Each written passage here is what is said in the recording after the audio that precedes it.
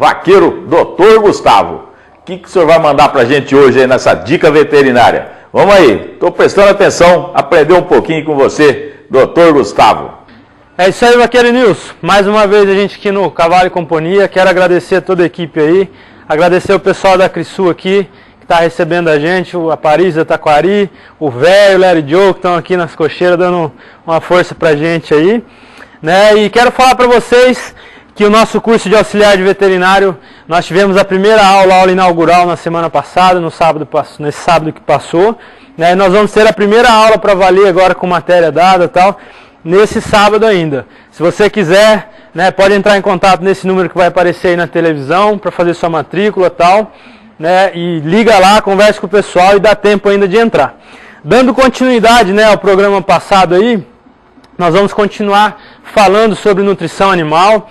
No programa passado vocês viram um pouco de como funciona todo o trato gastrointestinal do cavalo, o que ele precisa comer, a quantidade que ele precisa comer, né, quais os horários, né, ideais a gente dar essa alimentação para o cavalo, né, e hoje nós vamos falar um pouquinho de como montar essa dieta, né, para um cavalo. Então nós precisamos levar em consideração algumas coisas, e a primeira coisa que nós precisamos levar em consideração é que tipo de atividade que esse animal exerce. Então, o que isso tem importância? Isso tem importância pelo seguinte: um cavalo de laço comprido, ele tem uma necessidade nutricional diferente de um cavalo de corrida, por exemplo, um cavalo de velocidade, um cavalo de 3 tambores, um cavalo de baliza. Então, as necessidades energéticas e nutricionais são diferentes, né? Então, a gente precisa levar isso em consideração. A outra coisa o outro ponto que a gente precisa levar em consideração é o peso do animal, né? Eu tenho visto, por muitos lugares que eu tenho passado, a gente tem visto que os animais, independente de tamanho, de tipo de atividade física, né, muitas vezes eles recebem a mesma quantidade de concentrado, de ração, né, e a mesma quantidade de volumoso. Isso é errado, porque a gente vai montar a dieta desse animal de acordo com o peso dele. Então, uma potra dessa de aproximadamente 400 quilos, ela tem que comer, logicamente, menos do que uma égua de 600 quilos. Então, a gente tem que balancear e levar em consideração também o peso do animal. Esse é o segundo ponto, né? Eu tenho visto, às vezes a gente vai nos aras, né, e é aquele famoso baldinho para todos os animais. Às vezes muda só a marca da ração. Então, isso também não é legal, né? Então, uma outra questão é que tipo de atividade, qual a intensidade da atividade física, né? Então nós podemos aí separar essa atividade física em leve, né, moderada e intensa. Então o animal que pratica uma atividade física, vamos supor, uma vez por semana, no final de semana ele laça, no final de semana ele corre uma prova, ele tem uma necessidade nutricional diferente de um animal, né, que está trabalhando todos os dias, está treinando todos os dias, um animal de alto nível, um animal de tambor, um animal de salto, né, que tem uma necessidade de treinamento todos os dias, um potro que está iniciando, né, a sua preparação, a sua doma, trabalha todos os dias, às vezes, né, 40 minutos, 1 hora, ele tem uma necessidade nutricional também maior do que um animal que não tem todo esse treinamento, né?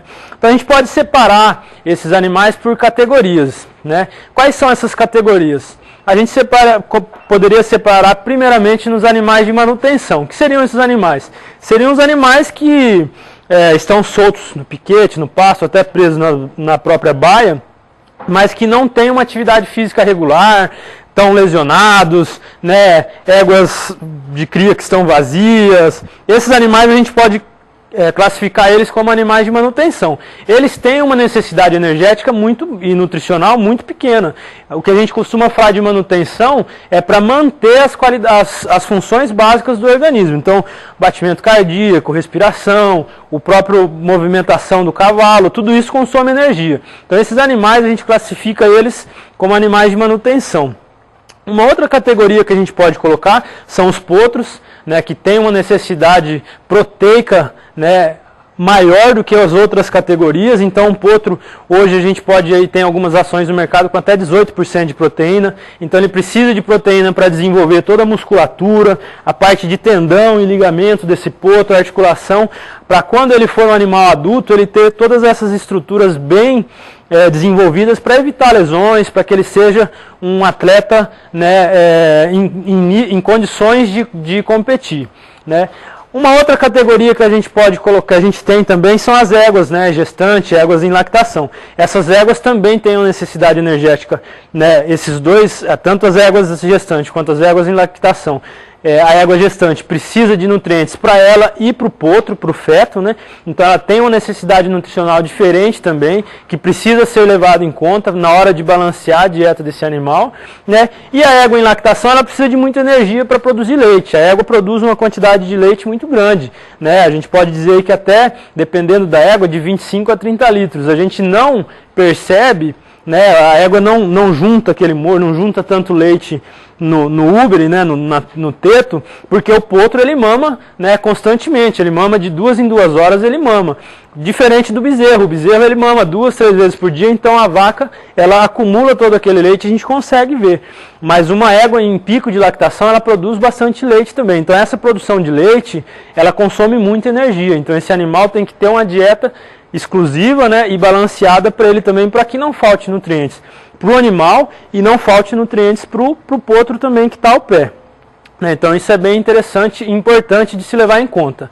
Nós temos também, né, os animais de competição que eu falei para vocês, os animais atletas, que nós dividimos eles em trabalho leve, né, moderado e intenso. Então, para vocês, seria muito interessante que tivesse realmente, que buscassem realmente a ajuda de um médico veterinário para que ele pudesse balancear essa dieta correta para esse animal, né, para que evite gastos, né? Às vezes você está dando uma ração, né, que ela tem um teor de proteína a mais, um teor de energia a mais, né, para um animal que não tem necessidade de comer tanto, uma ração com tanta proteína, com tanta energia, que ela é mais cara. Você poderia substituir por um alimento mais em conta, né? Uma orientação na hora de dar um verde, na hora de dar quantidade do volumoso. Então tudo isso um médico veterinário consegue fazer o balanceamento ideal para você, da quantidade de alimento que esse animal vai comer, quais são as divisões, os horários corretos. Então isso daí com certeza vai dar uma diferença muito grande no resultado desse animal, no resultado, tanto se for um animal para leilão como esse aqui, né, chegar no leilão bem preparado, né, com acabamento bom, musculatura legal, quanto no animal de competição, que às vezes a gente tem uma exigência muito maior e hoje o nível de competitividade está muito grande. Então a gente precisa que esse animal tenha uma boa nutrição, que é um detalhe que vai contar grande ponto. Beleza? Grande abraço para todo mundo aí, tá? Muito obrigado pro Nilson mais uma vez. Um abraço, galera de Cavalo e Companhia. Até mais. Vaqueiro Dr. Gustavo, obrigado por mais uma dica veterinária, sempre trazendo coisas importantes para a gente que lida, para todos que lidam com a equinocultura aí no dia a dia. Muito obrigado, hein? Valeu e até o próximo programa com mais uma dica veterinária. Voltamos a galope!